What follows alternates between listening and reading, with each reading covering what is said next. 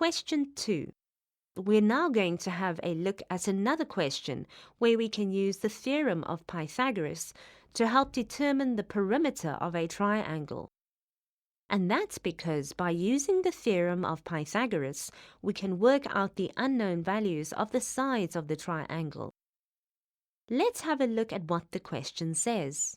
Triangle LMN is isosceles with sides LM equal to LN. So I'll mark that on the diagram. MN is equal to 36 centimeters. So that's the whole length from M to N, which we'll mark as 36, and LP, which is the perpendicular height of this triangle, is equal to 24 centimeters. We are asked to determine the perimeter of the triangle. Now remember, when you're trying to find the perimeter of a triangle, you are trying to find the sum of the lengths that make up the boundary of the triangle. So we need to know what each of the lengths of the triangle is.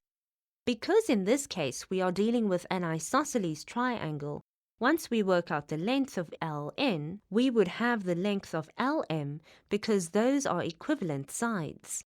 We also realize that LMN, because it's an isosceles, will have the angle M equal to angle N. Now, an important fact about an isosceles triangle, where you have a perpendicular height drawn inside the triangle, is that that perpendicular height divides the triangle into two congruent triangles. Congruent means that the two triangles are identical. So therefore, in this diagram, in triangle LMN, triangle LMP is equivalent to triangle LPN. And the reason for that is that you have perpendicular height LP dividing isosceles triangle LMN into two. So you could prove that those two triangles are congruent. However, we're not going to prove it. It is a known fact. So because that height LP creates two congruent triangles, LMP and LPN, that tells us that the side MP is going to equal to side PN. So therefore, if MN is 36, 36 divided by 2 tells me that MP is going to be 18 centimeters and PN is going to be 18 centimeters as well. In order to work out the perimeter of the triangle, we need to work out the side LN or ML. And you see that in triangle LPN, you have a 90-degree triangle, a right-angle triangle. Therefore, using Pythagoras, we can work out either the length LN in a triangle LPN or the length LM in triangle LMP. Because those two sides are equivalent, it doesn't matter which triangle you choose.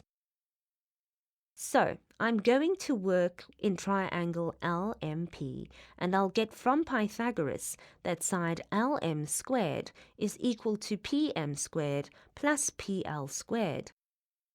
So the square of the hypotenuse is equal to the sum of the square of the shorter two sides. And that's what Pythagoras tells us. Remember, the hypotenuse is always the side opposite the 90-degree angle. So replacing my letters now with values, PM has a value of 18, and I'm going to square that. Plus, PL has a value of 24, and that's the perpendicular height of this triangle. So, on my calculator, we can work out what the sum of those squares are. So we've got 18 squared plus 24 squared, which gives us a value of 900. So we've got that LM squared is 900. But I'm looking for just the length of that side, so therefore I need to take the square root of 900, and that's 30. So therefore we can say that side LM is equal to 30 centimeters. And if LM is 30, we know that LN is going to be 30 as well. So therefore, the perimeter of triangle LMN is going to be equal to LM, which is 30, plus LN, which is also 30, plus MN, which was given to you as 36 centimeters.